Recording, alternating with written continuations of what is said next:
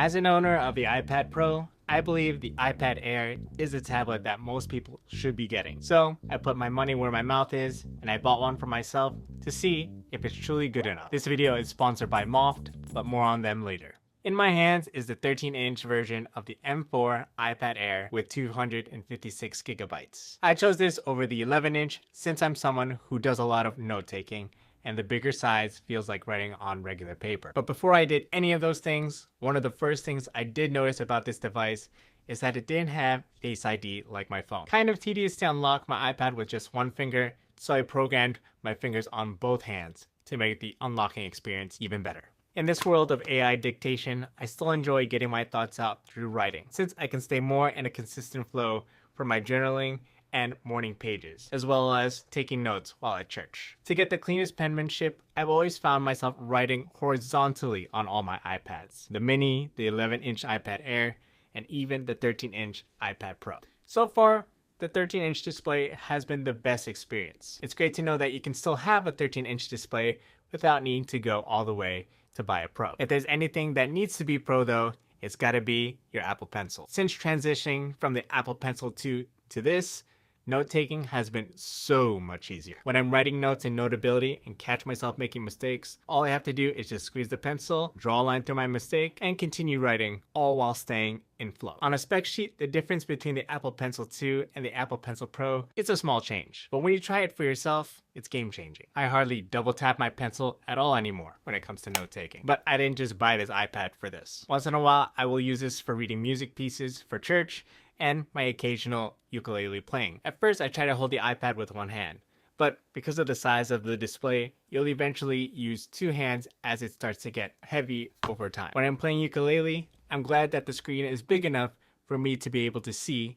even while far away, at least when I don't have to hold it. The only time that I could use this with one hand was when I was leaning it for reading. Now, during this review, I had the privilege of rewatching Star Wars with my wife, who had never seen it before. As an owner of an iPad Pro that's known for its deeper blacks and excellent sound quality, I didn't notice any issues or much differences between the watching experience. While it's true that the viewing experience and sound experience is better on the Pro, I didn't feel like I was missing out on anything. At the end of the day, I just appreciated having a large screen to watch in bed with. But if you want to get an idea of what the speakers sound like, here you go.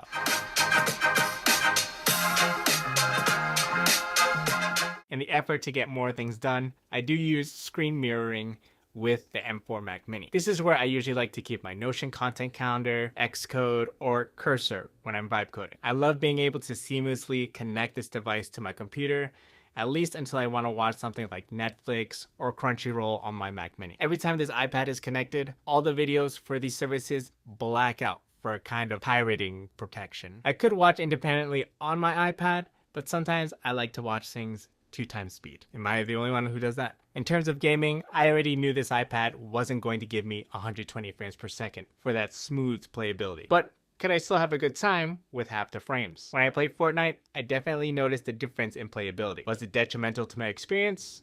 No. If anything, I was just thankful to be able to play it on a 13-inch display. You see, even the iPad mini can play a game like Fortnite at 60 FPS, but the display is significantly smaller. If I could only pick between the two features of having more frames or a bigger display, I'd choose the bigger display every time. Shout out to MOFT for sponsoring this video. Up until now, you've seen me maximize my iPad experience with MOFT's origami-inspired dynamic folio case. While this has over 20 different angles that make your iPad more useful than before, here are my favorites. Dual screen mode for writing, portrait reading mode for sheet music and Kindle scrolling, but most of all, I keep it in floating theater mode where all the gaming, shows, and screen mirroring takes place. While most folio cases lock you into limited positions, the dynamic folio meets you where you are, giving you the right angles for work and play. Unlike your standard folio case, it stays light without sacrificing stability and function. Add their magnetic Apple Pencil holder, and your pencil won't get lost while you're on the go. When you're ready to create, the same holder slides right into your workflow. Best of all, there are more colors to choose from for any iPad. Turn your flat iPad experience into the ultimate floating workspace by using the link and code in the description. The next thing I had to try on this iPad was photo and video editing. Most iPads that I've used in the past years all handle importing files no problem. For photos, I import the files from the SD card directly onto the iPad and then edit them in Lightroom. Overall, the editing experience has been smooth, and I appreciate being able to see all the details with a large display. When I'm done editing, I share them online or airdrop them to my Mac Mini for further processing and backup.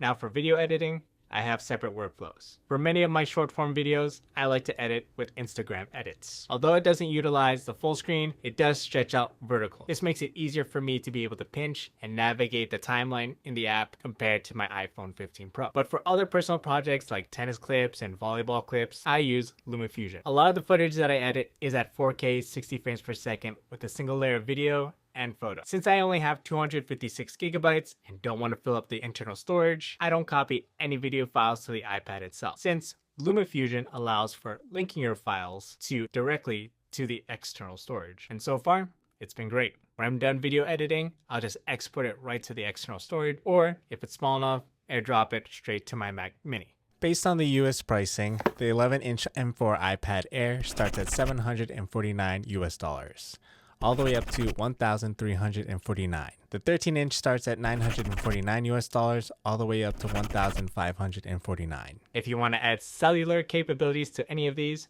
add another $150 US. Okay, let's talk about who this is right for.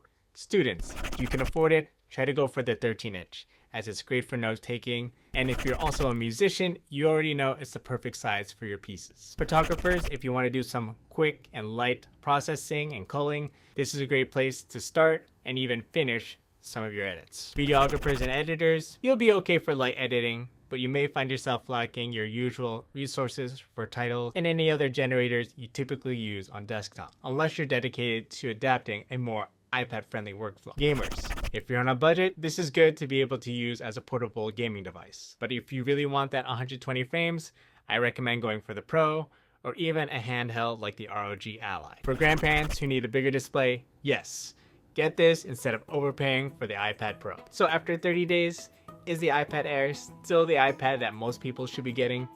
While the M5 iPad Pro is absolutely a beast, there are many people who would be more than happy with this iPad and wouldn't even notice the difference. If you want to see my review on the Pro though, click right over here.